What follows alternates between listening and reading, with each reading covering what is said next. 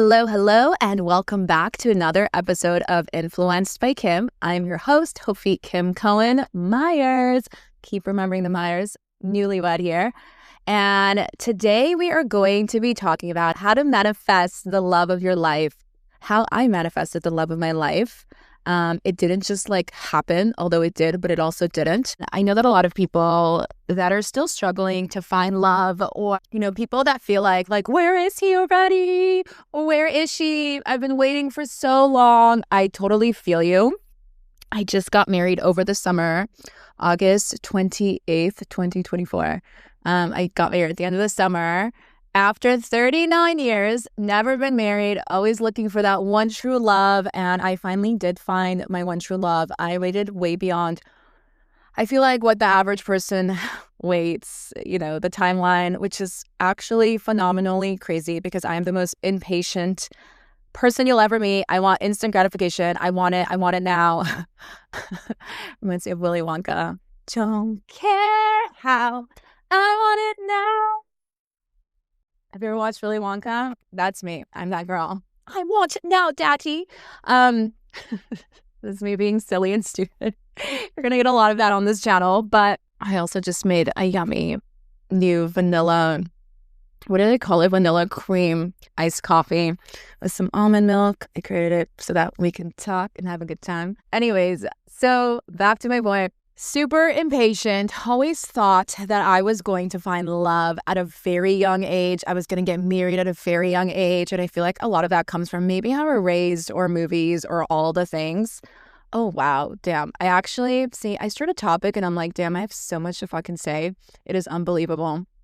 So I'm very excited about having this talk with you guys. So if you have been looking your entire life for the love of your life, this is for you. If you believe in soulmates, if you believe in oneness and one soulmate somewhere out there, but you haven't met them yet and you're wondering where the fudge they are, if you believe in true love, above all things, love. That's from Moulin Rouge, and one of my favorite movies that my wedding was also themed to. A movie that inspired me through finding true love through all the years. I'm here to be the light at the end of the tunnel. I'm here to be the hope that even after 40 years, you can find love. Almost 40 years. I keep thinking that I'm 40, but I'm not. I just turned 39, but I just keep estimating it and rounding it up. And I'm like, I'm 40. I'm in my 40s. I've been living for 40 years. I guess that's actually true. If we count when my parents conceived me, then it would be I'm 40. But I'm really 39, not even 39 and a half. That would be in February. But anyways, okay, let's dive into it. Let's get started into this entire fun topic called how to manifest. Why do I keep messing that up? How to manifest the love of your life. Okay, so without further ado, let's dive in. So here's the thing. I'm a tough-ass bitch. There's two sides to me. I have the tough-ass bitch, which I always kind of say is my alter ego. That's Kim Cohen. And then I have Hofit. Hofit is my Hebrew name. It is my inner child. It is the innocence. It is the pure. It is the magical. It is the girl that believes in princesses and in prince and magical, and life is magical and unicorns and everything is possible. That is Hofit. That's my feminine energy. And then I have Kim Cohen, who's a badass, who just gets shit done, gets whatever the fuck she wants, gives zero fucks, crazy attitude. That's her. Zero tolerance for bullshit. I'm going to talk about that on a different day on how and why I created that, even though I'd love to just dive into that right now. But if you do want that episode, let me know. It's a good one. I feel like we all have an alter ego. But the little girl within me, Hofit, always believed in magic. I always believed in true love. I always believed in happily ever after. And it was a birth knowing, okay? I always knew that I was going to get married. I always knew that I was going to be a mother. I always knew that there is such thing as soulmates and true love and only one soulmate, even though people try to convince me that you have 7. Fucking load of shit, bullshit. Don't believe in that. Sorry. It's kind of like the flat earthers. No. I get it, but no. Okay? But I came into this world having that knowing that I was going to find true love, that there is such a thing as true love. I always, always, always believed in soulmates. I did always believe in happily ever after, like a freaking Disney movie, okay? My favorite Disney princess is Aurora in Sleeping Beauty. Just the way she's dancing with the prince at the end into the clouds. Like, that's like goals in life to me, okay? Like, I always just loved that scene, loved that movie. My other second favorite would be Ariel. I feel like she's more like me, but Aurora is just so graceful and magical, and I just always loved her. Watch me have a daughter named Aurora. But anyways, I always believed in that like emotion that I would get at the end of Disney movies, that your just heart is so fulfilled because they lived happily ever after. And I wanted my happily ever after. And I've always been obsessed with these movies that have this happily ever after, but also attached with like some fucked up tragedy thing, like Moulin Rouge at the end. These crazy love stories. I've always been obsessed with crazy love stories. It just seems so normal to me. And my middle sister, Coco, she's such a tomboy, and she's like, ew. She's like never believed. It's always funny. She never believed in true love. She thought getting married is fucking stupid and a waste of time. I mean, I'm talking about this kid, my sister, 10 years younger than me. She's been saying that shit since she was little. When I say little, I'm talking about like 6, 7, 8 years old. This kid is like, marriage is stupid. And I'm like, how does she know that? Where the fuck does that knowing come from in a young age? Like, she's like, I'm never going to get married. I'm never going to have kids. And I'm like, why? Marriage is just beautiful. It's love. It's magical. It's everything and more. I mean, it's happily ever after. Like, don't you just want to know what love is? And she'd be like, no, Hofit. Like, no, shit doesn't fucking exist. I'm telling you guys, my sister is such a character. If you've ever met Coco, you know that she's like me, but she's not. I always say she's my yin yang. She's just like the polar opposite, but like we're the same. And I was like, she's never wanted to have kids. And like what's wild is we're just like so polar opposite with that. She always thought having kids is selfish and stupid and ridiculous. And like, I don't even like kids is what she used to say. And I'm like, no, kids are magical. They're amazing. You can sing with them and play with them, and you can teach them all these things and take them to Disneyland and show them this whole new world. And she would just crush my fucking dreams and be like, no. And I'm talking about she has a strong personality. And like as a 6, 7, 8, 9, 10-year-old, we would just go on these drives and have these deep conversations. And I would try to inspire her. And I always did teach her about manifestation from a young age and love and just important like life things since I was a kid. We always had this magical relationship. And she would just crush my fucking dreams, man. And she would just so hardcore try to make me believe that like marriage and love and kids are just garbage. So fucked up. And I would just be that Disney princess that's like, no, love is amazing. Love is everything. Like, all you need is love. Like, and she'd be like, Hofit, no. And I would just so fucking strongly believed it. And she so strongly believed in her shit. And it's actually really funny. Today I told her that I'm starting this podcast, and she's just such an amazing character that I would love to have her on here, because she's always told me, Hofit, you need a podcast. I've been telling you to do this for years. That was her response when I told her. So I haven't really told anybody, but I'm doing this podcast thing, and she's like, I've been telling you to do that for years. And I'm like, I know.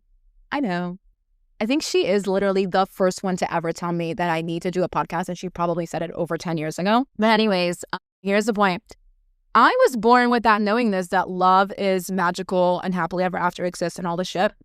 My sister literally was born without that like belief, that ideology. Like it's so fucking crazy. Like, here's my thought. I had this like epiphany and thought about it, that I believe now that I'm married, I always knew that I was going to get married. I always believed in true love. I was always looking for him, like literally my entire life. I've been looking for him. Little did I know that he wasn't even fucking born yet. He wasn't even born yet. He was 10 years younger than me. My husband's 10 years younger than me. I was looking for him all over the world since like I was a kid, and he wasn't even born yet. Nutsness. And I always knew that I was going to be a mom, and not just like 1 or 2. I always knew I was going to have like 4 kids. I would get really mad at psychics that would tell me I would have 2. We don't know what's going to happen yet, but I'm like, no, girl, like it's going to be 4.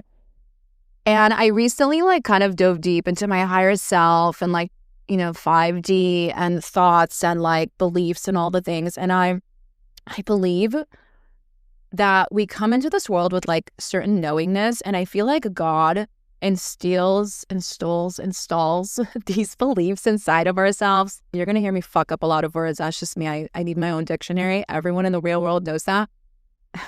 They always say I need my own dictionary, but I I feel like you are like born with certain beliefs that are so in your fucking core of like your DNA.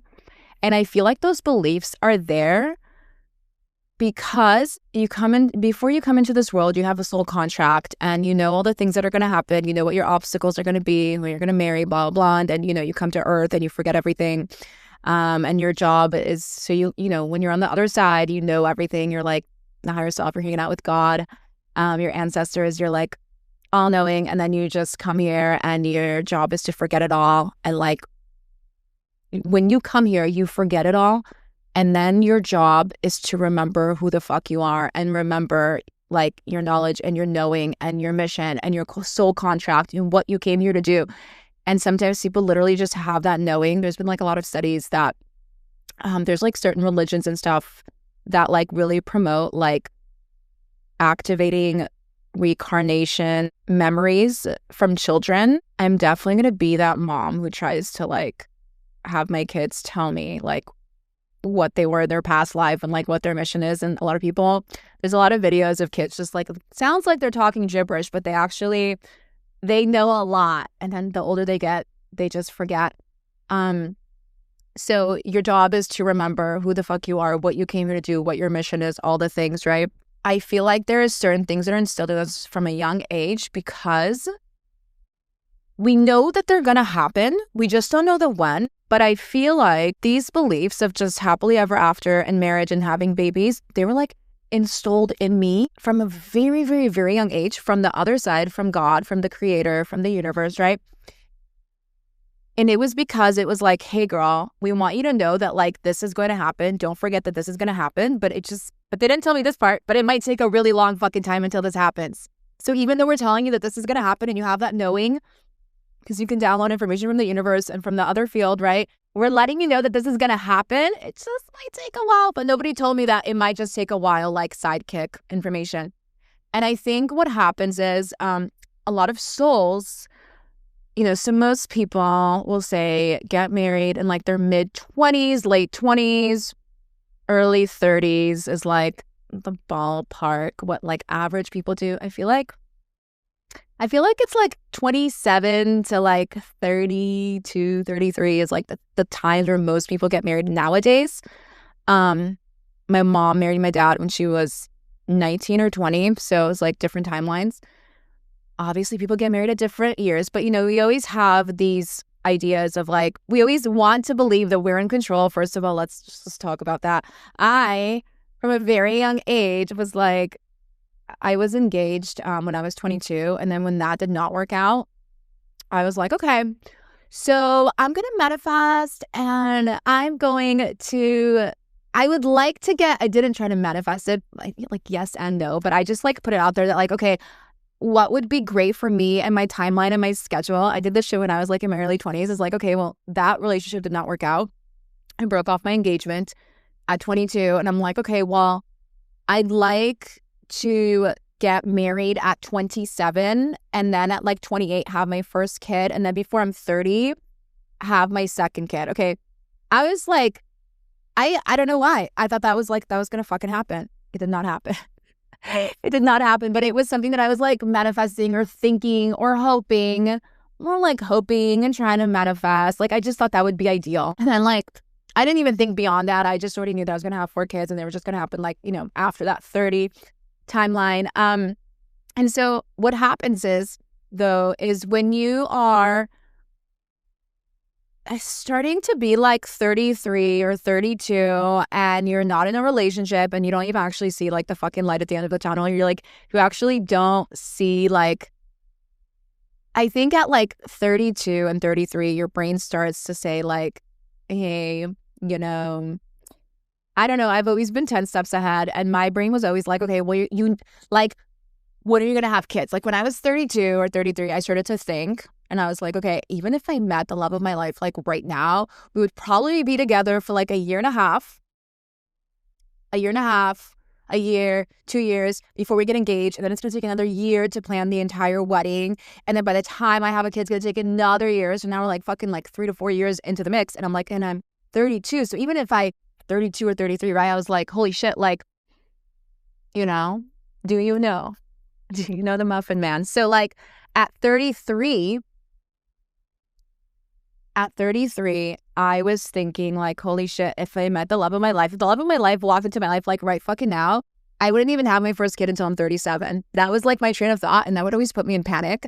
And I feel like a lot of people, I don't know, I just talked to a lot of people. Maybe they think like that, maybe they don't. I believe that a lot of people do think like that. Not people, but women. I feel like men are just, they're in their own category. They know that they can like get down and get married in their 40s or in their 50s or whatever. But for me specifically, the thought of that would panic me, and then it would kind of make me just block the field. And I'm like, okay, but I'm not going to meet him right now, and I'm not ready right now, and like all of that's just freaking me out. But I feel like when people are starting to hit those like numbers of 33, they start to like wonder, when is this going to happen? And some people, I actually know a lot of people, they start to panic and they start to question if it's ever actually going to happen, especially when you start hitting 35 and 36.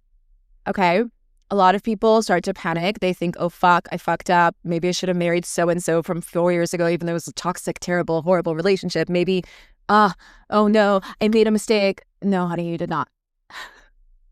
God took that person out of your life for a reason. But I can just totally understand the perspective, because there were times that I dove into it, and then there's like people that I just know in my circle and in my life.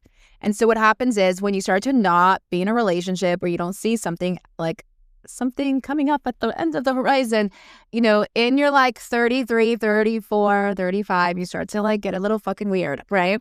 Start to panic. Your parents put a lot of pressure on you. Do not even get me started on the fucking level of pressure that my mom put me under. She would literally piss me off. Like, when are you going to get married? When are you going to get married? Like, because I'm the oldest. I'm like, yo, like, talk to my brother. He's like your normal, beautiful, perfect child. He's always done everything the right way, the normal way. Like, you know, the way that the westernized world wants you to do things. Ask your normal child. Do not ask me. You're freaking me out. I literally get mad at my mom for like trying to put peer pressure. Like, what am I supposed to do about it? Like, God is doing his thing. The universe is doing its thing. Everything.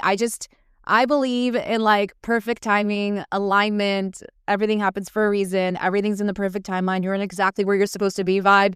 And then I have my mom like cock blocking that and being like, when are you going to make me a grandma? Like, no, you're messing up my field. Like, stop. Like, stop. Anyways, this is like the places where me and my mom differ from. Like, she is very 3D, very practical. Although she's open to hearing all my crazy spiritual nutsness and manifestation and 5D and like, she's open to hearing it. But then like once I'm done, she's just like, okay, cool. Like, dismisses it, but like in a respectful way. It's cute. So how am I supposed to make my mother understand that like I believe in God and the universe and all the signs and everything has led me to this very moment in time and all the things, right? She just doesn't. However, I'm going to go back to the original thought process that I believe that I was actually given that belief of knowing that I'm going to get married and knowing that I'm going to have children. Like, I fucking always knew that. Like, I knew my fucking name, okay? No matter what happened, no matter what horrible relationship or no matter how old I was, I always knew. I fucking knew it. Knew it. Written in the fucking stars. I knew it like I knew my name. I was always going to get married and have kids. Fact, fucking fact. And I had such an inner knowing of that. And that came from my younger self, right? Like it just came with that knowledge. But I think that knowledge was installed inside of me to not allow me to panic and freak out as the years went by. And I saw all my friends getting married and finding their true loves and all these, you know, all these things. And like literally I was like probably like one of the last ones to get married from the people that I know. Not the last, but like, yeah, basically in that like bracket. I have a lot of friends now that have like 4 kids, you know, and I just got married. I'm living life like a 24-year-old. Like, I'm excited, right? But the point is now that I'm married, I look back at it and I'm like, okay, like God and the universe always told me that this was going to happen 100%. Just know it. Know it, because you're going to need to have a lot of patience, because you're going to think a lot of times in your life like, oh, fuck, maybe I should have married this guy, or what the fuck am I doing with my life, or is he ever coming, or like don't question yourself. We got you. We're giving you this inner knowing so that you don't panic and freak out and make a mistake and marry the wrong person, because you do have free will. You have a soul contract, but you have free will. So you could actually like go against what you're supposed to, like what's written for you, what you've agreed upon. And that's kind of when you fucking come back, reincarnate, come back and fix your fucking shit. But I did always wonder, like, how do I know this? How do I know this? That this is actually, and like, there's been times too, like in the last 4.5 years with Ben that like we almost broke up, and I would panic, and I'm like, oh my God, wait, is this a fucking test? What is happening?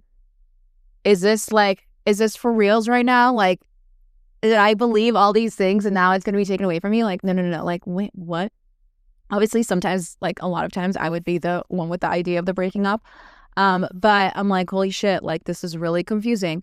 But no, now that I'm married, now that it's solid, you know, I can tell you that some people just can tap into that inner knowingness that's sent to us from the other side. And that inner knowingness of knowing you're going to be a mother, knowing you're going to be married, it's that knowingness is given to you for a reason. It really is. And it's literally what made me continue on believing through the years when, you know, relationships didn't work out, when I thought I met the love of my life and then they turned out to be a psychopath, a narcissist, like, or someone who became like completely obsessed with me. And I say that for reals, not sarcastic. People that I thought loved me, I actually realized in the past that they actually were obsessed with me, which is different. They were obsessed with the idea of us. They were obsessed with me, but like not me. Like they didn't love me. It was like the idea of me, if you know what I mean. That's a deep conversation in and of itself. Maybe on a different day, but let's talk about soulmates and all of this stuff. So here is the thing. I have been manifesting my soulmate for a long time. I started manifesting. I learned how to manifest at the age of 5. I just didn't know that it had a name. I actually didn't know it had a name until I was 22 and engaged to my first love, who actually showed me the movie The Secret. But before I even saw the movie The Secret, about the law of attraction, if you don't know what that is, there's like a little movie documentary about it.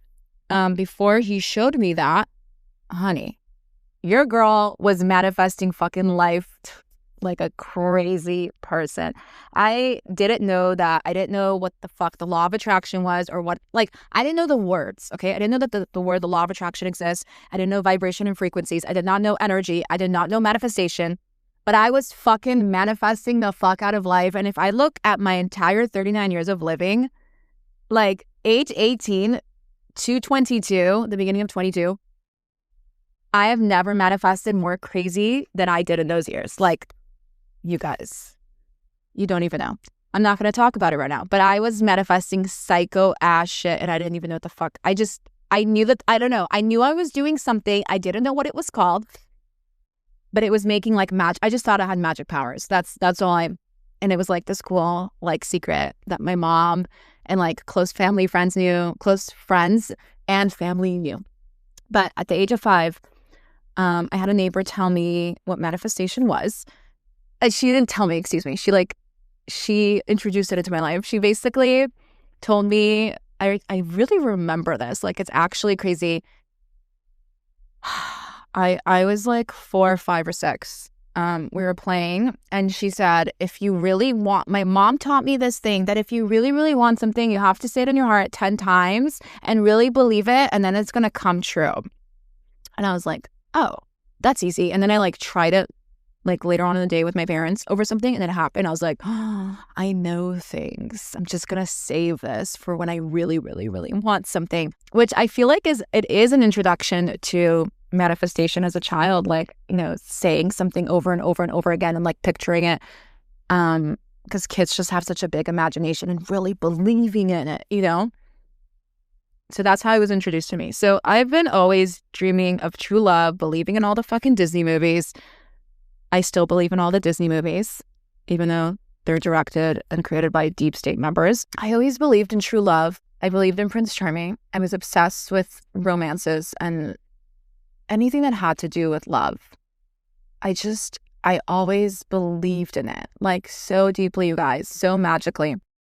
And then as the years went by, I added like more movies into like my happily ever after, like Moulin Rouge. It's one of my favorite tragedies, and Romeo and Juliet, and just, all these love stories that ended tragically. And then I watched this movie called Practical Magic. It has Nicole Kidman and Sandra Bullock in it. I don't know what year it came out. I want to say it was like the late 90s or early 2000s.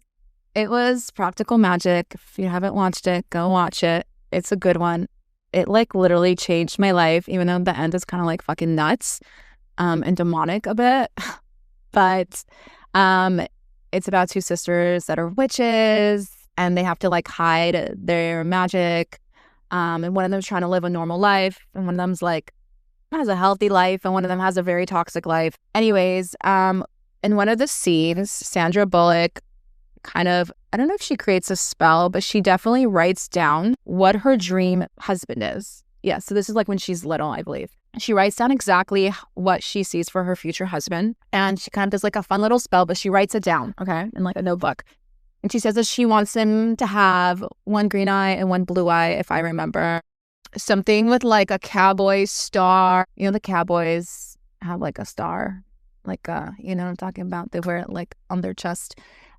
She had these like very detailed, specific as fudge, like details that she wanted, and she kind of made like a spell or whatever the heck.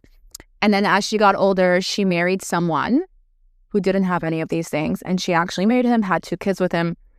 And then I'm not really doing a spoiler alert, just so you know. You can still watch it and enjoy it because it's really fun, and it actually changed my life. So then her husband dies, but she didn't marry the guy that she actually wrote about. And then a man walks into her life, and under like the weirdest circumstance, like under unexpected circumstance, and without actually realizing it at first, he's literally everything that she wrote down in her little journal like many years ago, to the point where it like literally blows her mind. Like he has that blue and green eye, like one is this color, one is that color. And he's actually a sheriff, so he has that cowboy star, right? And there are other details, and I was like, "Oh, that's so cool! I want that!" Right? So again, I don't know how old I was. I feel like I was in high school, so maybe it was like in the early 2000s. I feel, but I don't know. I loved that. I loved that movie. I loved how specific as fuck she was, and she like got her dream man in her life in a weird circumstance. But that's actually who she was always supposed to be with. I loved it. And so I decided this is how I manifested Benny. I decided to write a list of what the perfect husband would be, like what my ideal perfect husband would be. And when I say I wrote a list, bitch, don't be fucking fooled or mistaken. I did not write like 5 fucking things. I did not write 20 things. It was not a general list. It was specific as fuck. It was like 6 or 7 pages, okay? I'm crazy. But you know what? When you're trying to manifest things, that's the fucking way to go. Fact. Do not be general. The universe does not understand in generalness, and if you speak to it in generalness, you're going to get a lot of general shit that you didn't fucking ask for. Law of attraction. The law of attraction is always working, whether you realize it or not. And if you're not specific, you're going to end up manifesting and attracting things into your life that you didn't actually want because you weren't specific enough on exactly what you wanted. And you're like, this is not what I wanted. Well, you didn't give it enough details. So I wanted to get very fucking clear. It's funny. My parents always said I was very high demanding. You best believe that fucking list was high demanding as fudge. And I just started writing, okay? It was from physicality, things that he needed to like, okay, so one of the things is I wanted him to have green eyes. I wanted him to be really tall, like taller than me, like so I can wrap like I just felt safe, right? Like wrap my head around him, like all the things. The first thing on the list was he had to believe in God, because there was a relationship that I was in where someone did not believe in God, and it was very not good. Like, it's not the fact that he didn't believe in God. It was the fact that it's really hard to be in a relationship with somebody when you're like oh my God, that was a sign from God. That was a sign from the universe. And they're like, God doesn't exist. The universe does not exist. That shit was fucking random. That's like such a boner killer. Kills your fucking vibe. I call it a boner killer. Not cool. And it's like always like a Debbie Downer. It fucks up your shit. You're like, oh my God, the most magical things just happened. God sent me a sign because I walked into this place and I saw this person. Nope, that was fucking random. Like, I cannot date somebody like that, let alone fucking marry someone like that. I was in a relationship with somebody like that. It does not work. It does not work. It's funny also, FYI, me and Ben have been taking Torah classes every Tuesday. And they're specific. They're for single people or for couples, and they're about relationship. And it's like, what's the point of getting married? What is actually love? What is not love? And I go for them more for Ben. I feel like, and Ben knows, I kind of know everything. I don't, not from a cocky place. Like, I just know because I know, because life has thrown at me like some fucking crazy things. Like, I've been in over 10 serious relationships since I was 14. I've learned a lot. I coach people. I've helped so many people with their relationships. And I go there for him. But like, obviously, I like the setting because it's like a lot of discussion. And I do answer a lot of the questions, and I do create deep. Ben always says that like if me and Benny didn't go, then like the class would like collapse because we're just like everything in that class. Not from a cocky place, but really it's like we're just so involved, and we just like ask questions, and we kind of create these deep conversation around the topic of love and marriage and all the things. And so on one of the days, what is love and what's not love? And we were talking about like, what are some things that you like, how do you build a marriage? Like all these things about marriage and qualities and values and morals and all the things. And I was telling them how I manifested Ben and like the thing. And then we were talking about like how hard it is to be with someone where you have a certain like such a core belief that makes you who you are. Like, I believe in God, and someone doesn't. It's really hard. Like if like someone truly believes in God and the person I was dating was like a fucking atheist, nothing wrong with being an atheist. Atheist and atheist can work out. But like, it's really hard to like coexist and not have drama and like be on the same path of life when you're just like two polar opposites like that. So anyways, back to the point. He had to believe in God. Okay, that was like the first thing. So it was like physicality, right? Like green eyes, tall, blah, blah, blah. Then like believes in God. And then there were like personality traits, like beyond like, I want him to be trustworthy. I want him to be sweet. Like I really fucking got nitty gritty on exactly what I wanted. Not just a word, like little sentences. Really, really, really detailed. What would be his interest? What kind of a father he would be? Things that he would desire. I wrote like I would love him to be like driven, like self-motivated. There were like a lot of very detailed as fudge things, and I wore that list loud and proud. And every single time, it's what's wild about this like crazy list that I made is that I made it, okay, and I've moved throughout my life, and this little notebook has kind of followed me into different storages and different suitcases and different things all over the world. And every so often, so I would do this thing where every single time I would meet someone and I would think, oh, maybe he's the one, because I do that with every single person that I used to date. I would open the book and I'd be like, okay, he has this, and then no. And I'd be like, I don't know if he's the one. And then there were things that, you know, I'm like, okay, he has like a lot of these, but then there's like these three things that are like, there are 3 or 4 things that are on the list that he doesn't have, but they're actually like really fucking monumental. So I'm like, I don't know. These were the other guys that I dated, but I would always reference back to this list. I always looked at this list. And what's amazing and crazy is that through the years, although I have changed and I have grown and I went through different life experiences and I traveled the world and I changed careers and so many things happened, that fucking list never changed, you guys. That blows my mind. I feel like it's like a soul core, values, morals. Like it's just shit that like, I don't know, it's inner knowing. It's really phenomenal that I would look back at the list like 10 years later, 15 years later, and I'm like, holy shit. Yeah. I look at him like, yeah, yeah.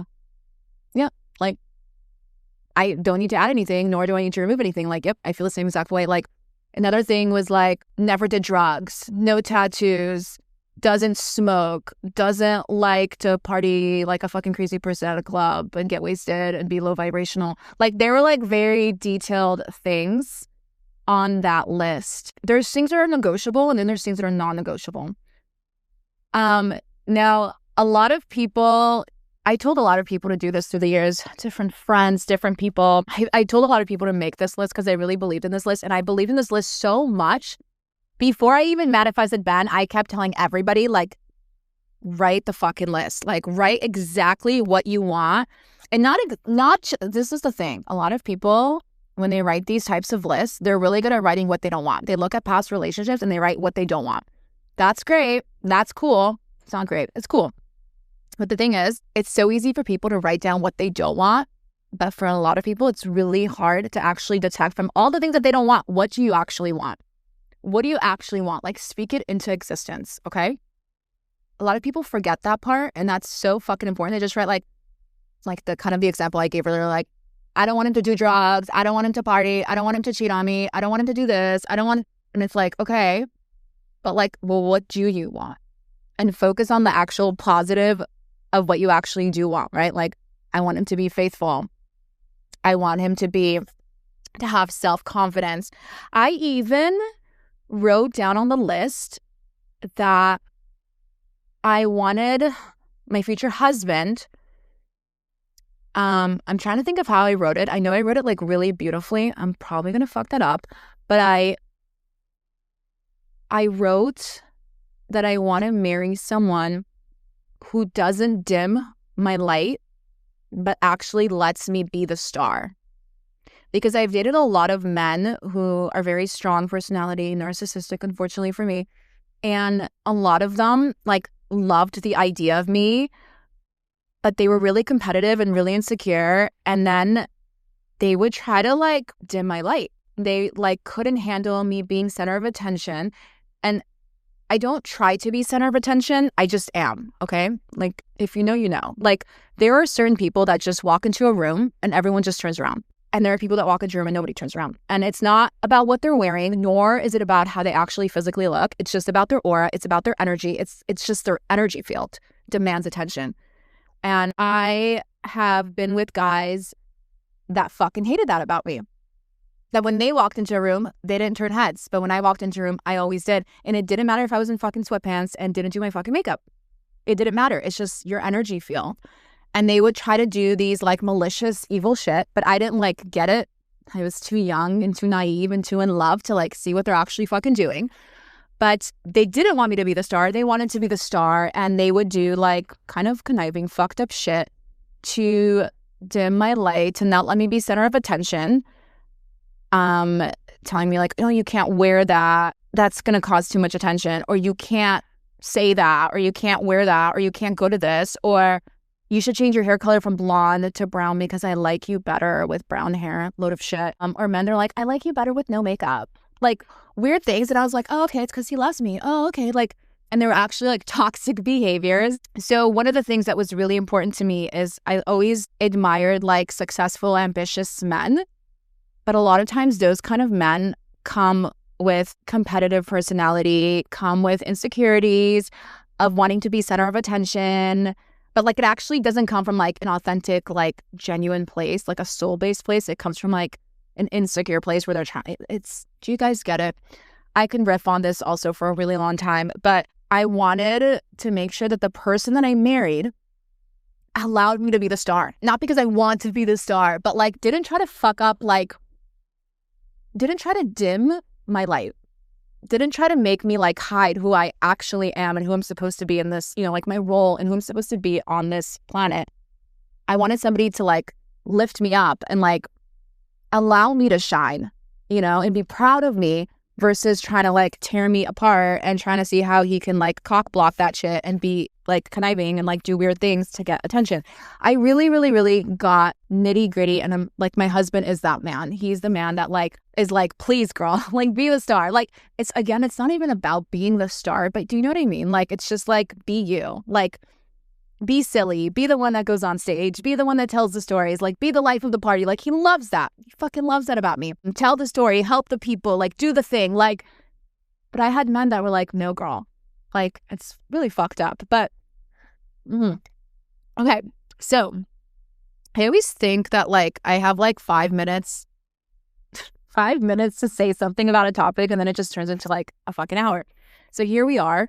It's 40 something minutes in, but I really got specific. I always reference back to the list. I believed in the list before I even actually manifested the love of my life into reality. And I told everyone that they should do this. And a lot of people did it or they didn't do it. But what's funny is in my rehearsal dinner, my best friend Morgan, who I've known since I was 21, it was like almost 20 years of friendship. We did our speeches at the rehearsal dinner, and it's on my Instagram story highlights. Her speech, all my best friends and all my people's speeches. It's in my highlights, so you can go back and reference to it. But in her speech, she's like, I remember when you made that list when you were, and it's funny because Morgan doesn't like believe in manifestation. She just like believes in God to the highest levels and core. But she's like, I don't know what you did, but like, she's like, you with your manifestation stuff, like you made that list like 20 years ago, and she actually remembered the things that were on the list that literally blew my fucking mind. She like recited some of the things like green eyes, tall, is this, is that, and like she like remembered it because I told everyone about this fucking list of the perfect man, and like people would make fun of me for it. My dad would mock me for it, but I'm like, nope, I'm not settling for anything less but what I believe I deserve and pure magic. And I did manifest the love of my life. I manifested such a beautiful, beautiful, beautiful, amazing, gentle, compassionate, loving, soul as my husband. Love him. And just the most beautiful, purest love. It's the most beautiful and purest love I've ever encountered. And if anybody like knows us in real life, like you know that. And I think that you don't even need to know us. People just see it. I always get messages on Instagram like, wow, the way he looks at you. And I'm like, huh? And then I go back and watch it. I'm like, oh yeah. The way he smiles when he looks at you, the way that people always talk about like this beautiful, pure, innocent love that we have. So my best friend referenced back to my manifestation list of my husband. And I got to tell you guys, writing that list works. Being specific as fuck works. And I never let go of that list. I never compromised on anything that was on that list. And so now I'm going to fast forward timelines. So going back to when I met Ben, I met my husband, Ben, in 2020, October 2020, COVID time. And I had just moved to Miami. I lived in Miami like 11 years prior, which is when I got Peanut, my dog, my Yorkie. Peanut is 11 and a half years old. So 11 and a half years ago, I lived in Miami. I got Peanut from Miami. Peanut's a Miami baby. And then I moved to LA.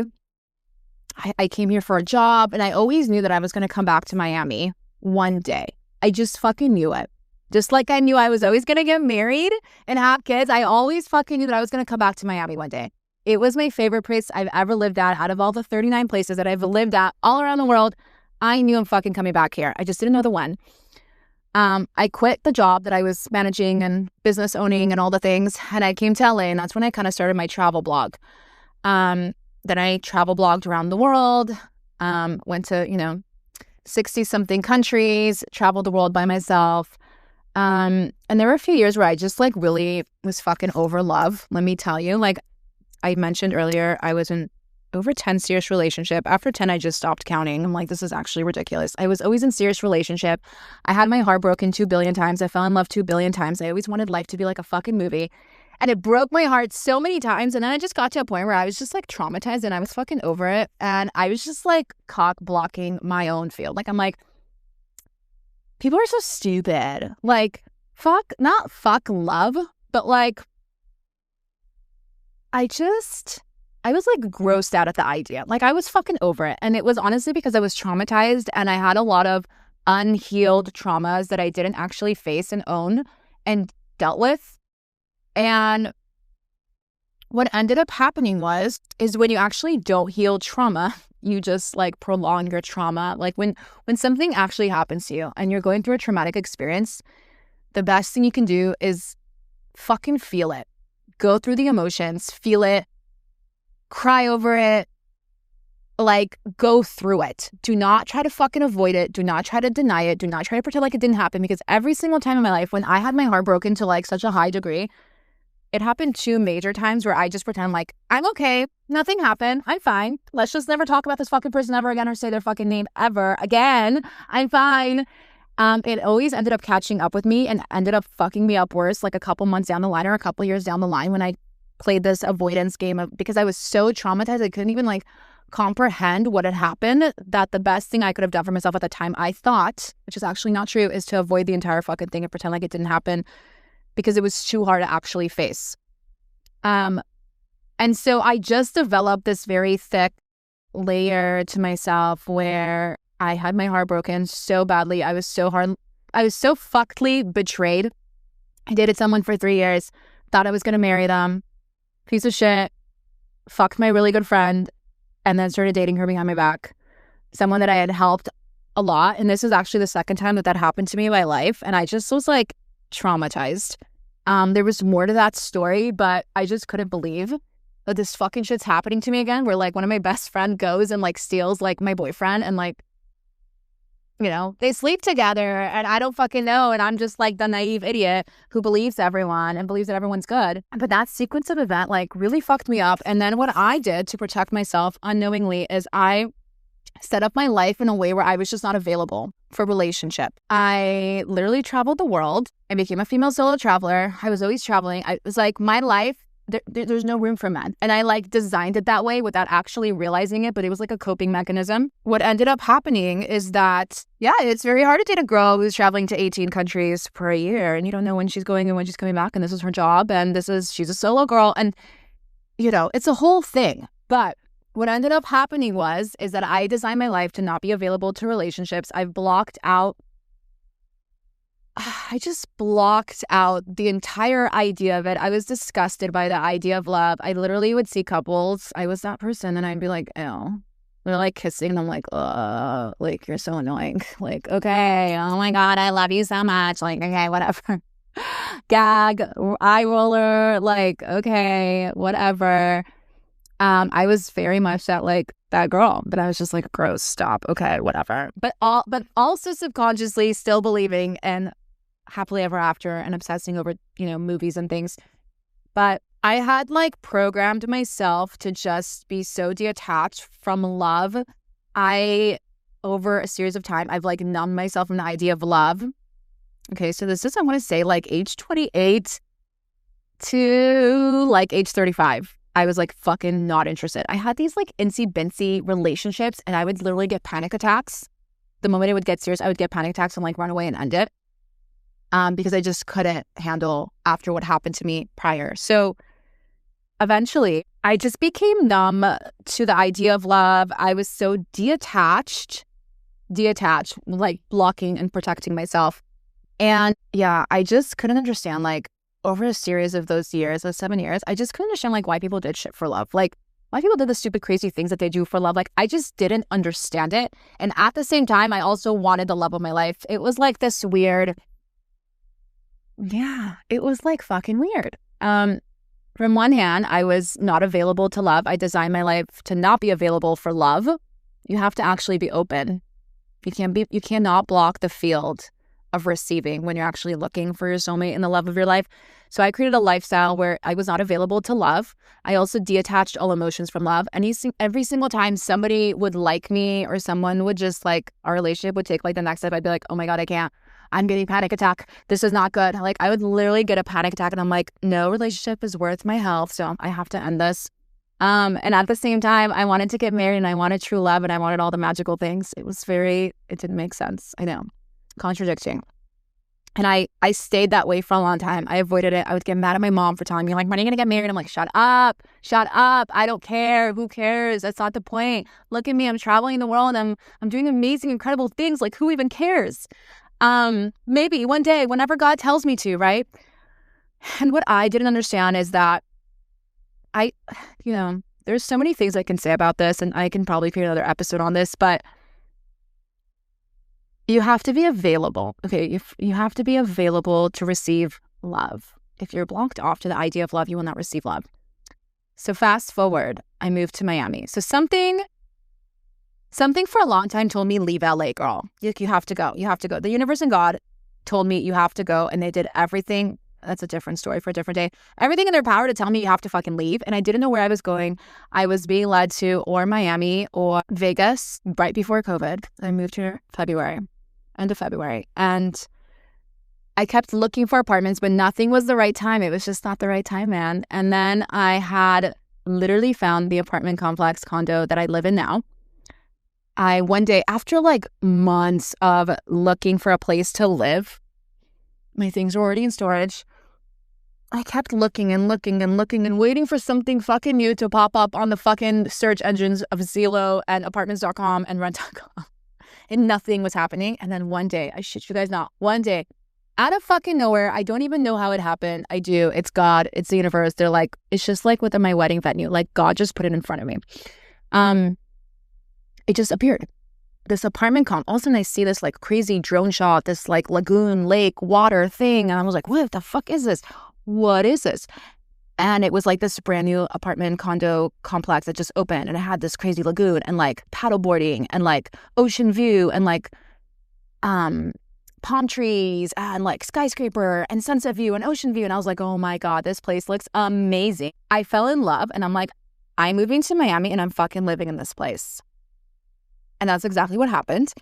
It was God waiting for the perfect, energetically aligned moment to send me this place because I kept looking for it and it was not the time. It was not the time, Kim Cohen. And then it was sent to me and I literally moved here for this apartment. Little did I know that my future husband lives in this apartment complex. Like, what in the fuck? And I just had this knowing in my heart that like for some reason I meant to live in Miami specifically. I don't know why, but I'm sent here. Like, there's some things just like this podcast, they are beyond me. I just listen to intuition. I listen to God and the universe's messages and I just do it. I don't ask questions. I just do because it's like beyond me. Okay.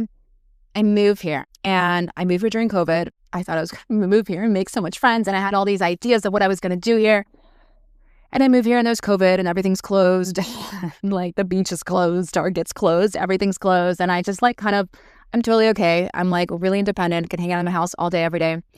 And I did this other funny thing in 2020. It's not funny, it's real. My 2020, a lot of people follow me today because of the things that happened in 2020. I started to share wild content and I started to go viral and I was blowing up and I got lots and thousands of followers. And I was like so in that world, which is like what's happening behind COVID and the virus and the conspiracy theories all around that and all the things. They're not conspiracy theories.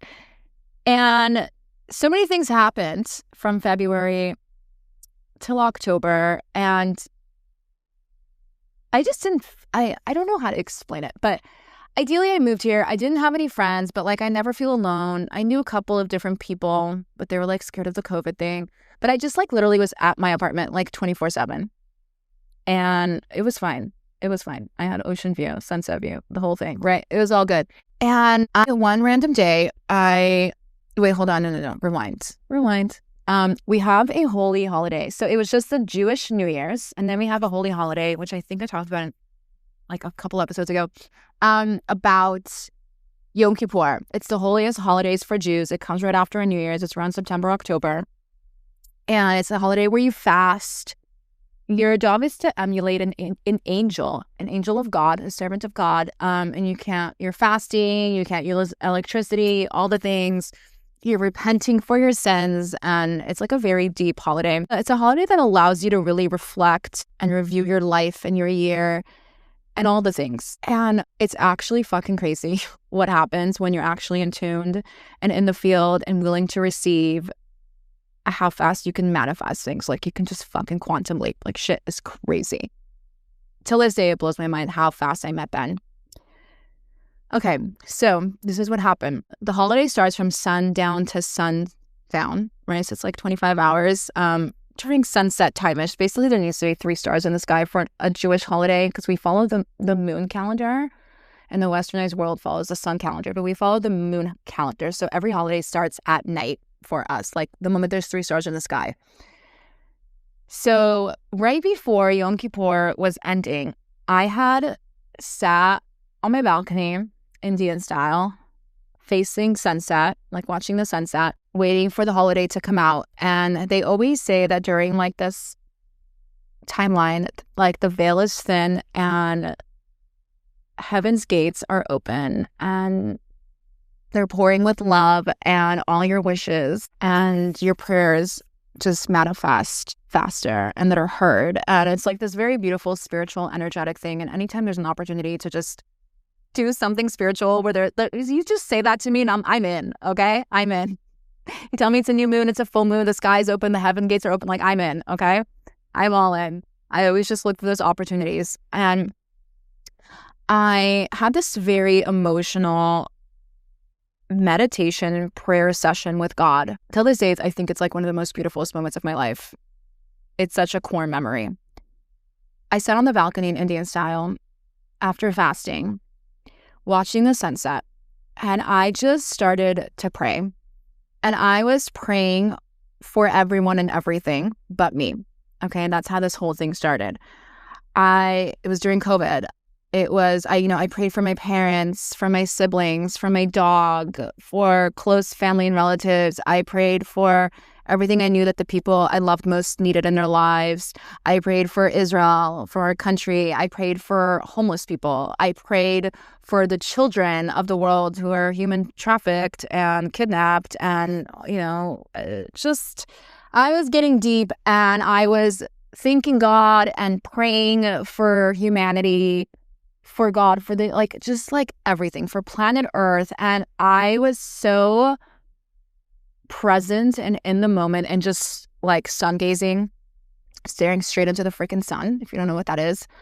And my heart was so open and I was so present, and I was just literally like praying for like 20 minutes for like everything and everyone. And I just felt like I don't really have anything I don't want anything. Just like save humanity, save Earth, save my family, save my friends, like save the animals, save the children, save the homeless people, like save humanity, okay? And my heart was so opened. I was so vulnerable in this timeline, and I was like crying tears of gratitude and emotion, and like it was like this very heart coherent timeline and moment in my life. And when I felt like I was done, I heard a voice, and it was like, what about you? What do you want? And I was like, I don't want anything. I told you what I want. No, like, no. Like, what do you want for you? And I'm like, I don't know. Like, I have everything I need. I live in this beautiful house. I make great money. I have so many things to be grateful for. Like, I'm good. Like, I don't want anything. But it was like kind of very strong. And it was like, no, like, think. What do you want? What do you need? And I'm like, okay, let me think about this. And I sat there. And then I said, hey, can you remind me what love is? I actually don't remember anymore. And I started to cry. It was like a very emotional, like life-changing moment. I was like, I actually don't remember. And like in my head, I'm like, I mocked love for like 7 years after having my heart broken a million times. And I've numbed myself to the idea of it. I've rolled my eyes to the idea of it. I actually can't even relate to, like, I used to be the most hopeful, helpless, romantic, thinking that my life is a freaking movie. And all of a sudden, like, I just became this person who, like, doesn't actually get it. I don't know why these idiots do stupid shit for love. Why do girls, like, do these crazy things for love? Why do people do crazy things for love? I couldn't relate, and I couldn't remember because I was so detached from all, like, past love and how many times I've had my heart broken that I just couldn't relate or remember. And in that moment, I vulnerably told God, I'm like, can you remind me? Like, I don't remember. I don't remember why people do the stupid things that they do for love. That was literally like a quote. And also, can you remind me? I don't remember. And I really meant it. I was in this very dazed and confused, vulnerable state during this very beautiful, high vibrational moment of my life. And I was like, remind me. Because I don't remember. And then I just got up. I wiped my tears. I thanked God for everything. And I just I let it be. I didn't think about it afterwards. I just thought that was really beautiful and powerful and magical, this entire freaking moment. What a beautiful Yom Kippur. What a beautiful way to end the holiday. And I just carried on with life. I didn't add any attachments to it. I left it as is. And guess what happened like 3 days later? I met Ben. What in the fuck? No. Really? You don't get it. Like, I don't get it. I'm still here. And I'm like, dude, what did I do? I like created like some sort of a magic, right? Like, I know what I did, but I'm like, that is so profound and just crazy and insane. It didn't even actually make sense how fast he appeared into my life. Once I was willing to receive, you see, God sent me here. He placed me in the same apartment complex.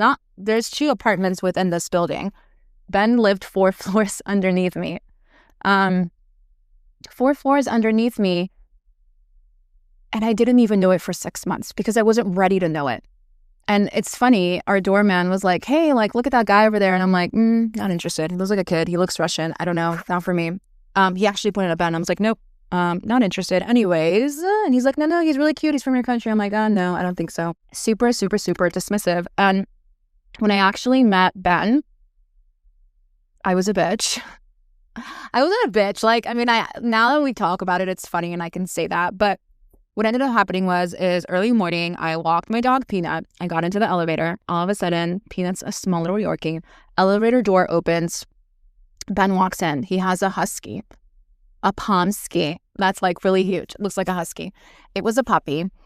And, common courtesy, if you have like a really big wild dog, you do not get into an elevator with someone who's already there with a small dog.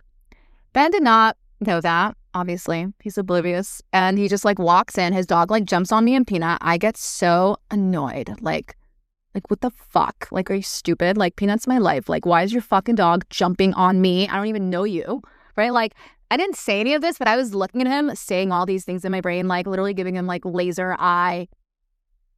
Like, I was like staring at him. Like, my eyes were like fucking laser beams. Like, I'm gonna fucking kill you. And like, you're so rude. Like, at least say sorry. I don't even know you. You're a stranger. The elevator, so I'm like annoyed. The elevator floor opens at the lobby. I get out of the elevator and the first thing I do is like get out of the elevator, bend down. I'm like, Peanut, are you okay? Are you okay? In Hebrew. And then Ben is like, hey, you speak Hebrew? And I turn around in slow motion and I'm like, yeah. And then all of a sudden I became like the nicest person ever. It just was like a fucking life changer. It was a dynamic changer. All of a sudden I became nice because I haven't met any Israelis. I haven't met almost anyone in this fucking building. And now, oh my God, this guy is like actually Israeli. Like, how fucking cool. I'm going to be able to do holidays with him. Like it was just like, wait, cool, hold on. Even though you fucking annoyed the shit out of me, this is actually really cool. And then I was like, you speak Hebrew? And he's like, yeah. And then we just started walking and talking. And as we were walking and talking, we realized that we had so many things in common. Now, I know how God in the universe speaks to me, and they know what they need to do in order to make me pay attention. Like, you want to pay attention, like send me like a bunch of like synchronicities and crazy signs that I cannot avoid. That's what they did with Ben. It was like unavoidable. We were both Leos. His birthday is August 7th. That's Peanut's birthday. Okay, like already like, whoa, wait, what? I'm like, when's your birthday? He's like, August. I'm like, August what? August 7th. I'm like, what? Okay, my birthday's August 12th. So our birthdays are 5 days apart. And when I met Peanut, like a big number in my life, like a good luck number from the universe was the number 7. I was always like, I was on TV shows. I was season 7 of 2 separate TV shows. I was in a beauty pageant. I was contestant number 7. Like, I didn't pick these numbers. Peanut, August 7th. Like, 7 is just this number that comes up for me in like crazy scenarios. And all of a sudden Ben was a 7. So I always looked at it as a lucky charm. And Ben's like August 7th. And I was like, whoa. And then it had turned out that I was born in Israel, moved to LA when I was 8. Ben was born in LA, moved to Israel when he was 8. There was like so many weird things, okay? Like, our moms were both in Israel with our siblings. Like, our siblings and our moms live in Israel. Our dads live here. We both have daddy issues. It's very similar situations going on. We had so many things that were in common. It was actually crazy. The only thing that was like the weird thing is that he was 10 years younger than me. I was 35. He was 25. And I remember, I'm like, how old are you? And he's like 25. And I was like, oh my God, fuck, that sucks. Okay, that's not gonna work out. And then he's like, how old are you? And I was like, and he's like, you don't know how old you are? I was like, yeah, I can be as old as your mom. And he's like, what? You're like 50? I'm like, no. Okay, no. I'm at 35. I just had a birthday. I don't know. I'm confused at how old I am. I don't know. Which was actually true. I was like in shock that he was 10 years younger, and I didn't want to say my age, but I also did for a moment forget how old I was. Because I just had a birthday 2 months before, and I was like, wait, am I 34, 35, 30? Oh, wow. When you get into your 30s, it's just something that happens. You just lose time and space. Okay. So that was weird. We had a lot of different synchronicities. We started talking, and there were all these crazy synchronicities. Now, what's actually fucking crazy that I only realized in most recent times is that throughout my life and Ben's life, we were basically living in the same exact city or state, very close to each other, a few miles away from each other, 4 fucking separate times throughout our lives. Like, that blows my fucking mind. That's insane. We were soulmates. And like, in the beginning when, he's like, oh, I was born in LA and I lived there till I was 8 and I moved to Israel. And I was like, oh, me too. Like, just backwards. I actually didn't mathematically add the fact that I was 10 years older. So like, I lived in LA when I was 18. Like, when Ben moved to Israel at the age of 8, I was 18. AKA, yeah, like when I was 10, Ben was born, okay? And like through the age of 10 and 8, he lived in LA, he lived in Westwood, and I lived in the Valley. And like, what the fuck? And then there were other times where we lived in Israel at the same time. Then there were other times when we lived in Miami at the same time. And it just blew my mind that like all this time I've been searching for the love of my life, and he was just literally underneath my nose. He was just a few miles away. But like, little did I know that he was going to be 10 years younger. So all these like times where I was searching for the love of my life all over the fucking world, he wasn't even born yet. Okay. Like, when I was like thinking that I'm going to find the love of my life at the age of 18, the kid was fucking 8. Like, I love him. It's crazy. Now, where things take an interesting turn is that we talked a lot. We went to the lagoon, we went swimming, we talked more. It was like really fun and just like very flowy. And then we went our own separate ways, okay? And I was like, oh, he's cute. Maybe he has cute friends. Maybe it's just someone to do like the holidays with, because my mom always got sad that I was doing the holidays by myself. And then a few hours later, okay, so we didn't talk. He took my number, whatever. A few hours later, I had ordered Uber Eats. I ordered Mexican food from a specific place called Lime. And my doorman calls me downstairs. He's like, Kim, your food's here. I'm like, okay, I'm coming. I'm about to grab a fucking bag. All of a sudden, Ben comes. Like, what? By the way, the doorman, his name is Miguel, and he was at my wedding. He's literally the reason why me and Ben are like together. He always was rooting for Ben. However, I go grab my food, and Ben just like comes really fast and grabs the bag. And I'm like, what? First of all, what the fuck are you doing here? Second of all, that's my food. And he's like, no, it's not. It's my food. And I'm like, no, it's my food.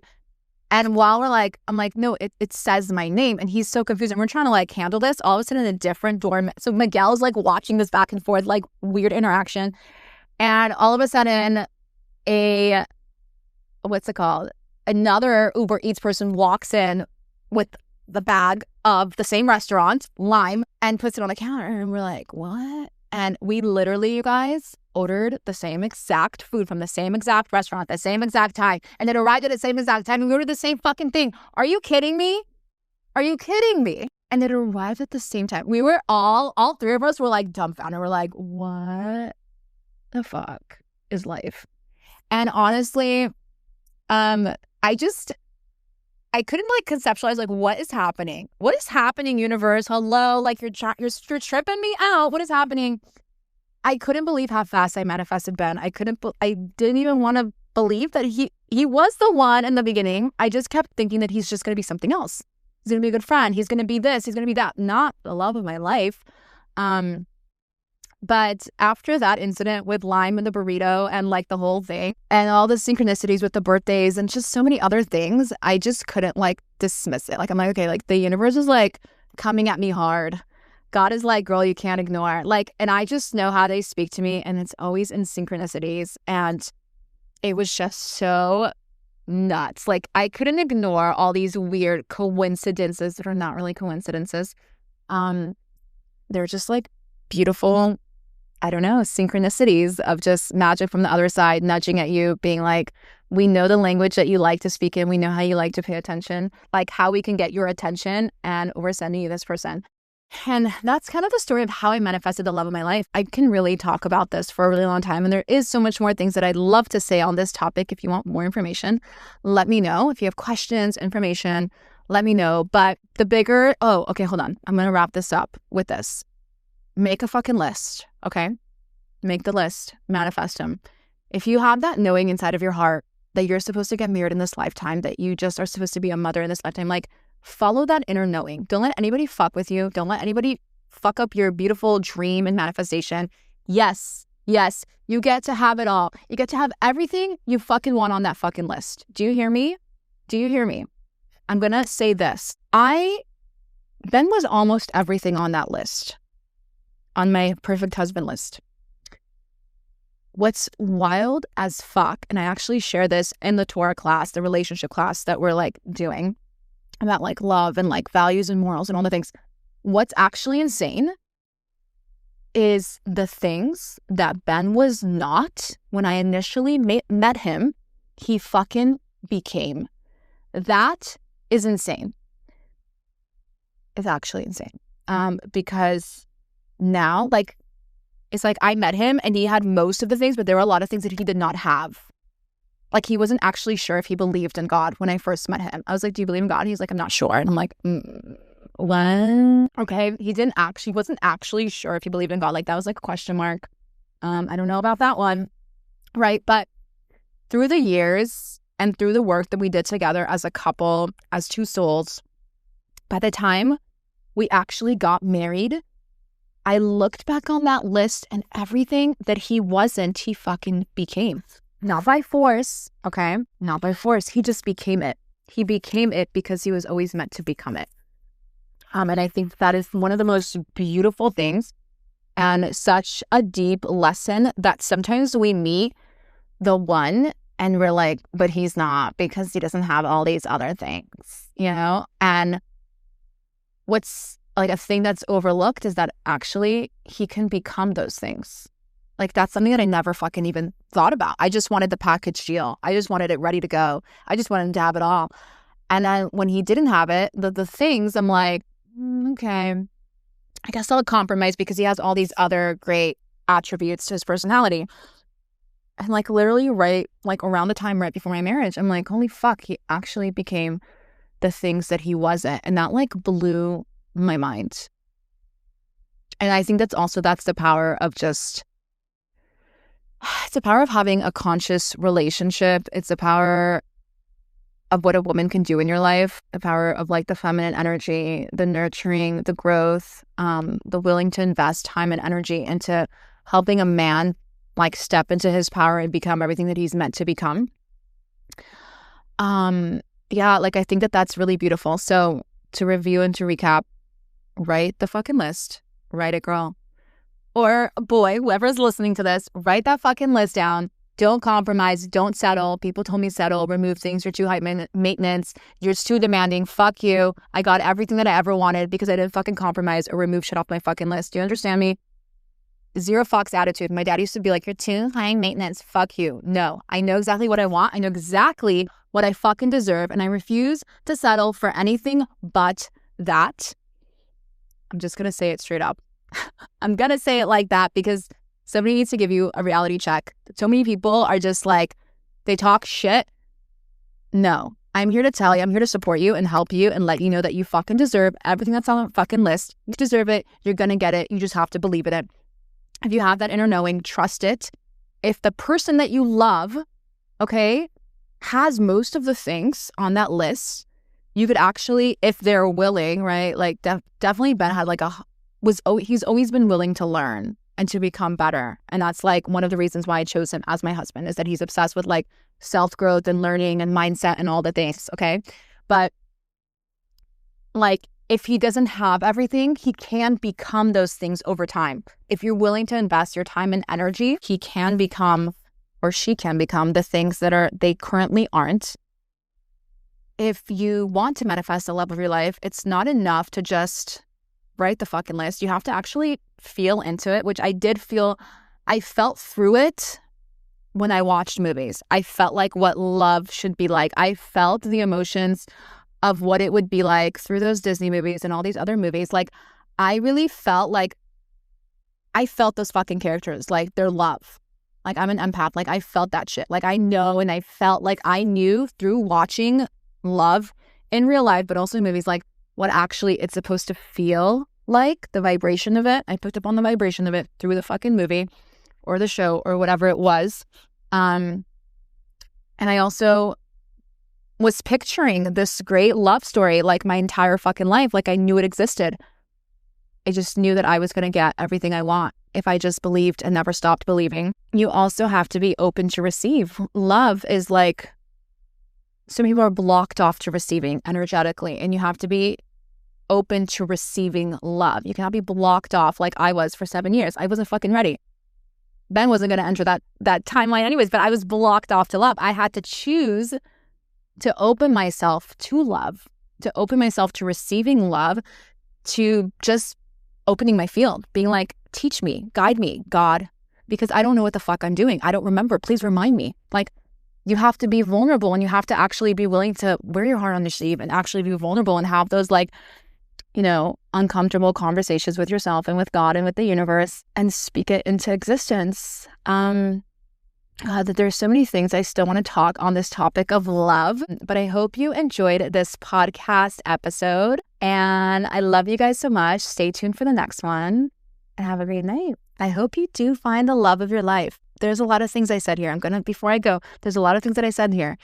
I know this was a long podcast episode, but if you need to go back and re-listen to it again, because there's a lot of notes to take from this story, this magical story of how I manifested the love of my life. There's a lot here. And maybe if you listen to this now and you listen to this in the future, whether it's in a couple of days or in a couple of weeks or in a month or a year, you might hear things that you didn't actually hear the first time. That happens to me every single time I watch the movie The Secret. So I do suggest you listen to this again. And if you do find love, and if you do make these lists, like, tag me, tell me, write me on social media. I live and love to hear these types of things. Kisses. Love you guys so much. Have a great rest of the day.